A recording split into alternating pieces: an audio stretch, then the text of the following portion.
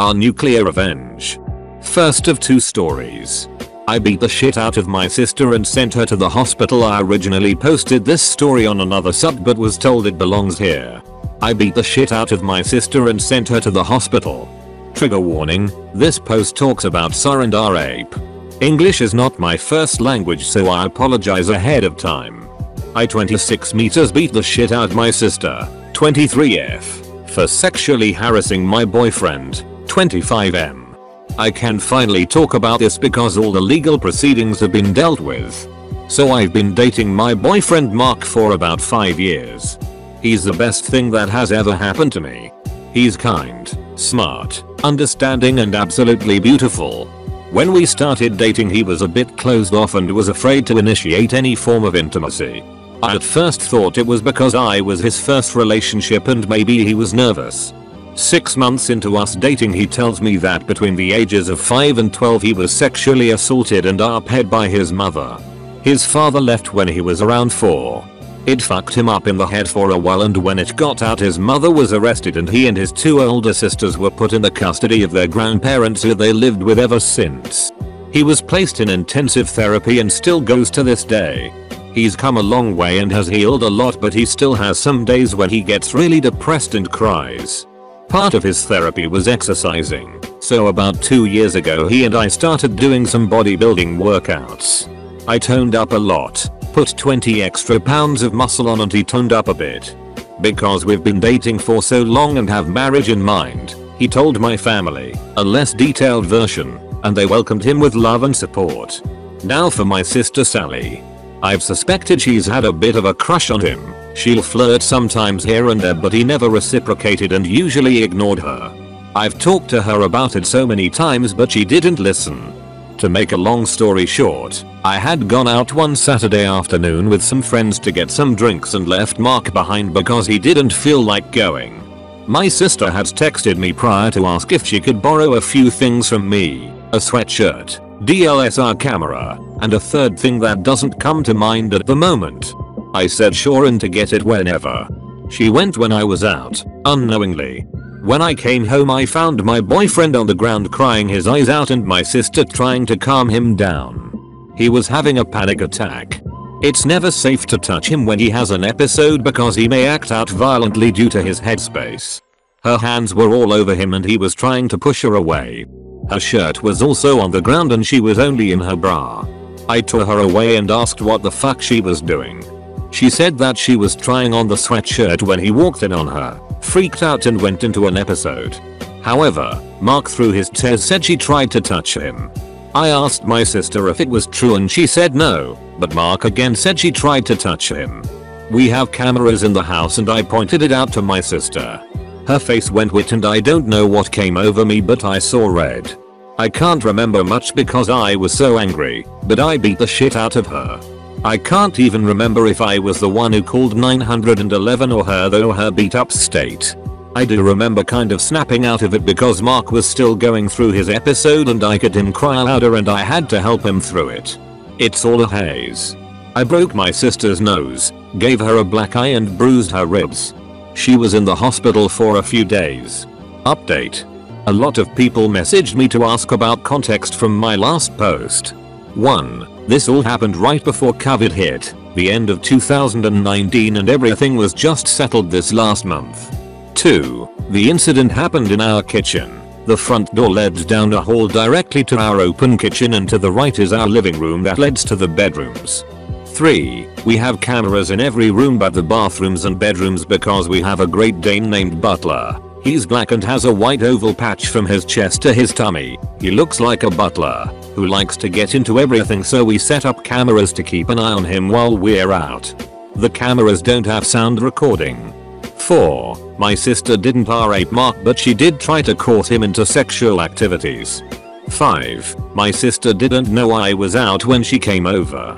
I don't have the recording anymore. It was too painful to keep, let alone watch. Also, my memory of the whole thing is hazy, but the tape showed Mark answering the door. Again, our cameras don't have sound recording, but Mark said that when he answered the door she told him that she was there to get my camera and sweatshirt. He said okay and let her in.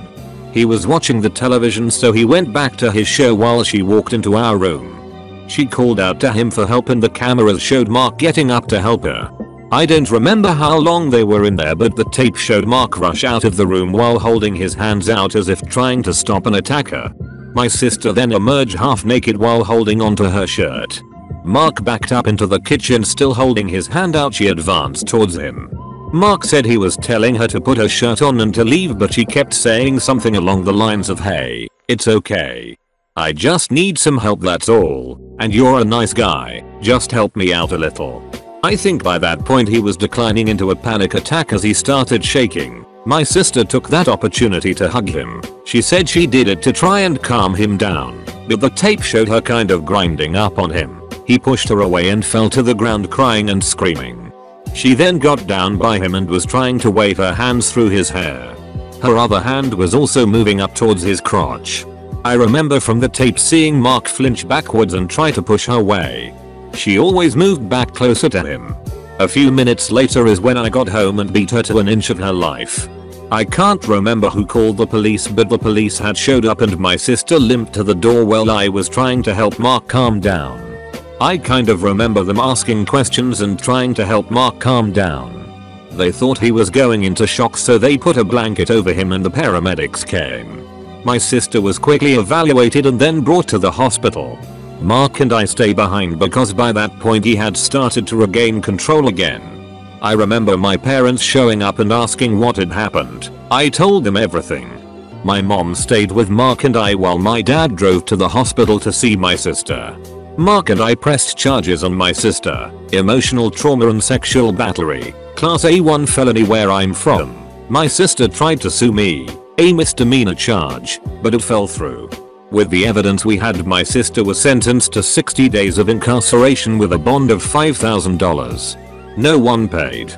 She also has to serve 200 hours of community service and her name was added to her sex offender registry. She can appeal to the courts to have it removed after 10 years. She was also placed under a restraining order. On top of that, my sister owes $25,000. I got a small slap on the wrist and have to do 50 hours of community service. Nothing too bad. My sister was cut off from the entire family and still is. Mark regressed tremendously, to the point that he couldn't sleep in the same bed as me for months. He was required to go into even more extensive therapy. He's come a bit of ways, but nowhere like he was before it happened. It will take a long time for him to heal. I consider myself bisexual, but I'll lean more towards men while Mark is %100 gay. He finds the female body disturbing, to the point that we have had to skip over full female nudity scenes in movies. My sister knew of this. When I asked her why she would do this, she said that she thought she could change his mind. I'm not proud of what I did, but I'm also not sorry. Before we get to the second story, please press the red subscribe button below if you're enjoying this so far. Neighbor ruined my garden. I turned his yard into a swamp. Get ready for a wild ride, folks. This is the story of how my battle with a neighbor over my beloved garden led me to transform his pristine yard into a swamp, and in the process, I became a local legend. It all started when I moved into a new house, which came with a small but charming garden. Gardening quickly became my passion, and I spent months turning that space into a blooming paradise, full of flowers and a few veggies. My neighbors seemed to appreciate the view, all except one. Let's call him Grumpy Greg. Grumpy Greg was the kind of guy who took too much pride in his perfectly manicured lawn, the type that looks more like a golf course than a yard.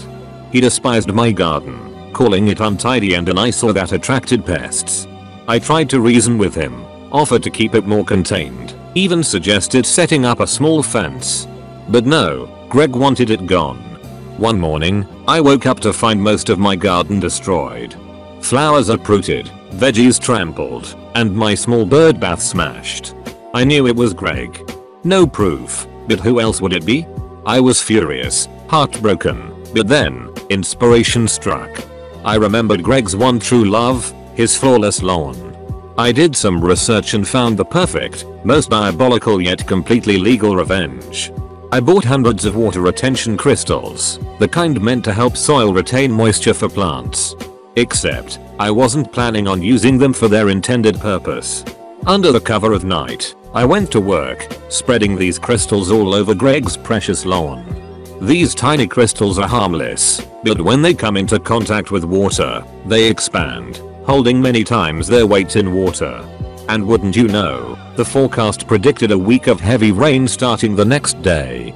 The rain came, and the crystals did their job too well. Greg's perfect lawn transformed into a squishy, waterlogged mess. Every step taken on the grass felt like stepping on a waterbed. The lawn mower got stuck, and the yard had become the neighborhood's newest swamp. Greg was livid, blaming everyone and everything for his misfortune but couldn't prove a thing.